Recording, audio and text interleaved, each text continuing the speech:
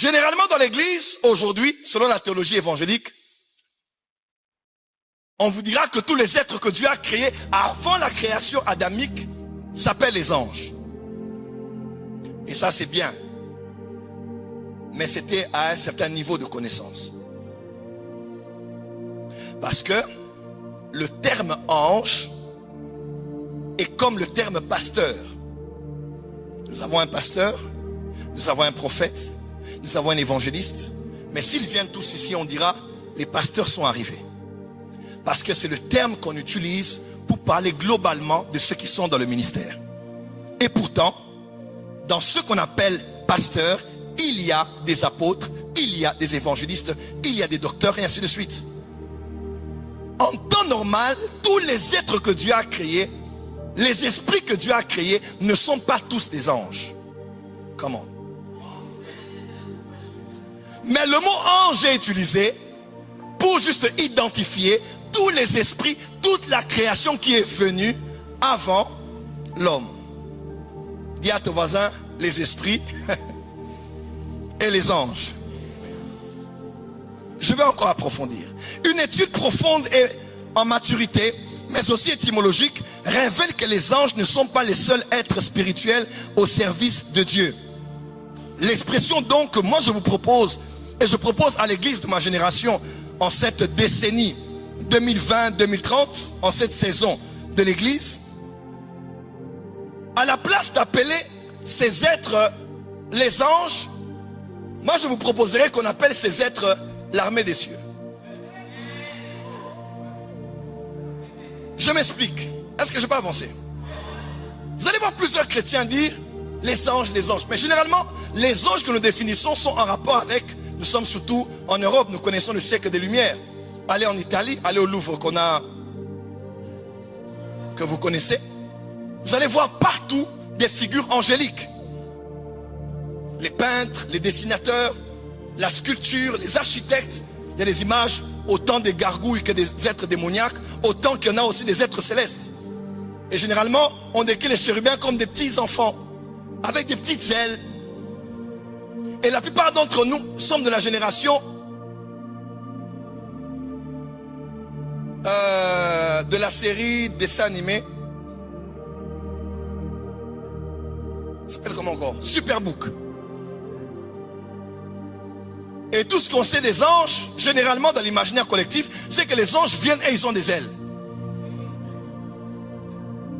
Je vous mets un défi. Lisez la Bible. Dis avec moi rabat. Dis encore augmenter. Vous ne verrez pas un lieu où on dit que les anges ont des ailes. La théologie évangélique nous a dit quoi? La catégorisation des anges. Les chérubins, les séraphins. Qui a dit qu'un séraphin c'est un ange?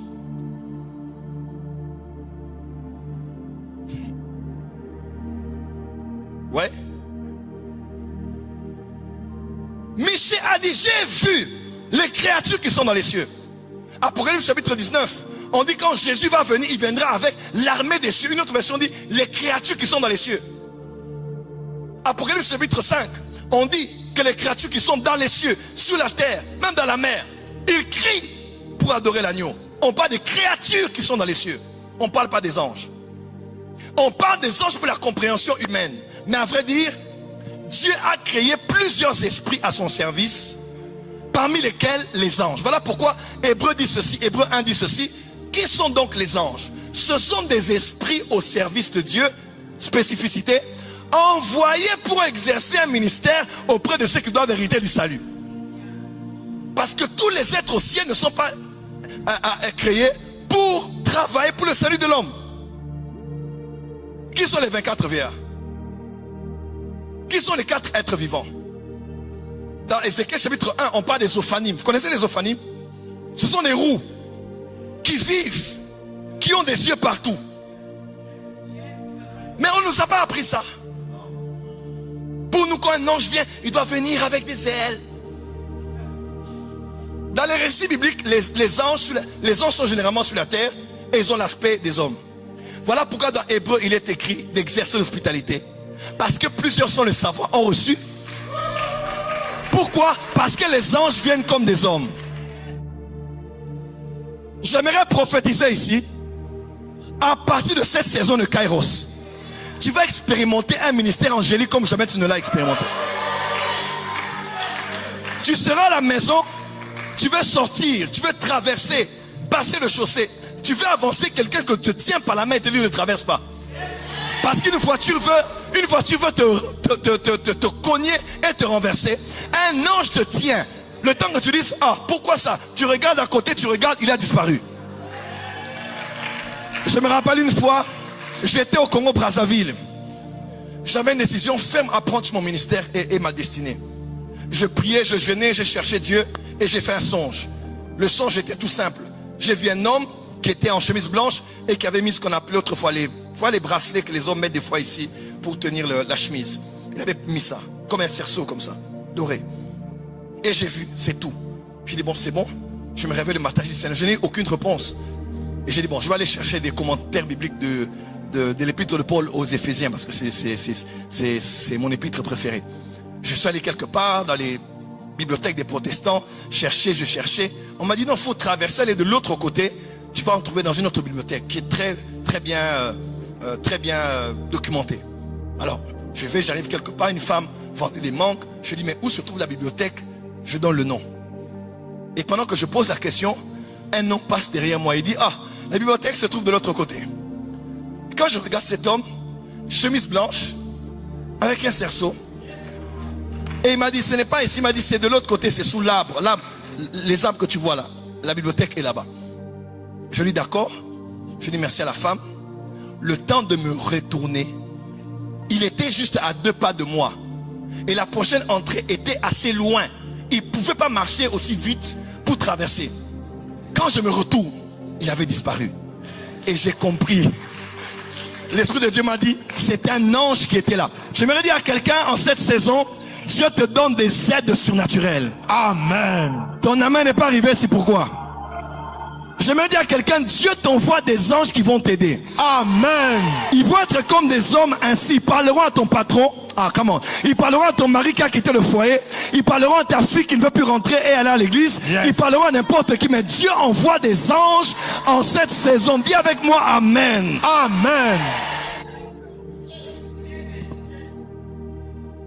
Tous les êtres spirituels sont comme de la farine. Mais la farine produit des beignets. Pas seulement les beignets. Parmi les esprits, il y a des anges. Mais il y a aussi des chérubins. Il y a aussi des séraphins. Et même parmi les chérubins sont différents. Les chérubins d'Ézéchiel 1 et les chérubins de Apocalypse 4 sont différents. Ézéchiel 1, quand Ézéchiel regarde, il voit des êtres qui ont 4 faces. 4 faces. Et avec 4 ailes. Il dit waouh! Il voit un être, 4 faces, 4 ailes. Il arrive d'Apocalypse 4. Oh my God. Quand j'en vois la vision, j'en vois chaque être avec un visage. Pas 4 ailes, 6 ailes. Il y a des créatures dans le monde spirituel, s'ils t'apparaissent maintenant là, tu vas voir un bœuf. Un homme qui a une mentalité archaïquement ecclésiastique te dira frère, il faut chercher la délivrance.